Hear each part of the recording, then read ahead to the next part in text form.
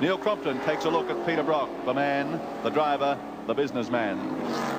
The peace and tranquility here is a far cry from the 160-mile-an-hour lifestyle that he lives. This is the Peter Brock personal retreat, the retreat from the responsibility of being Australia's leading touring car driver for over 15 years and rapidly becoming one of the country's leading business heroes.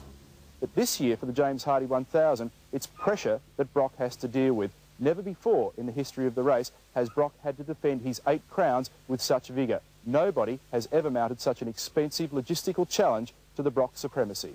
For the boy from Hurstbridge, bringing the family to the peaceful outer Melbourne suburb of Eltham was history repeating itself. It was back to the old stamping ground where Peter grew up, a place where he's thrashed a few paddock bombs and just on 20 years ago built a Holden-powered Austin A30, launching his career. But does he get time to see Bev and the 3 children, Jamie, Alexandra and Robert? It's a nice, relaxing part of your life, of course, to get away from the hustle and bustle of business.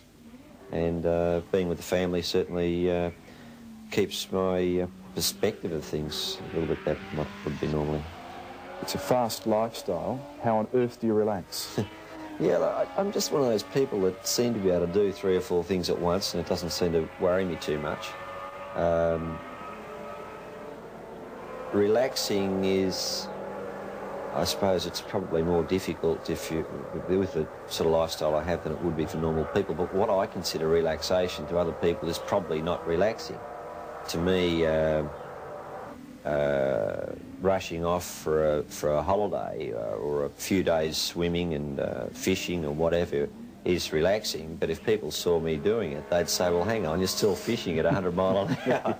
But to me, a change of pace or a change of environment is fine. In spite of a tough year and what appears to be a number of knockers now coming out of the woodwork, the empire continues to boom. But does the anti-Brock feeling interfere with the racing and marketing strategies, and more particularly, does that affect you personally?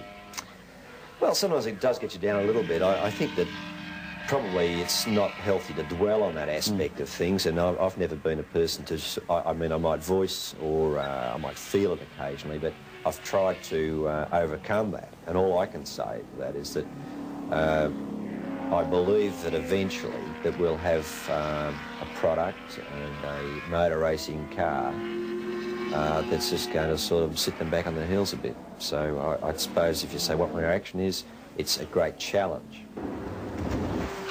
Love him or hate him, he's never too far away from us all. His high public profile keeps him in constant demand, but business aside, he's happiest behind the wheel of a car. You really live for this time of the year, don't you? You love Bathurst. Yes, I do. I do. That bit of mountain up there is without any doubt the most exciting piece of road in the country, and the challenge of the race and simply the, I don't know, it's just got nice energy, that place. You drive in there and you think, this looks great. You drive around that corner, you see all those transporters there all pulled up. Yeah, it's a magnificent time of year and a magnificent place. It's even tougher this year. I don't think there's ever been a year where so many people have mounted such a strong financial and logistical challenge against Peter Brock to knock him off the top. Yeah.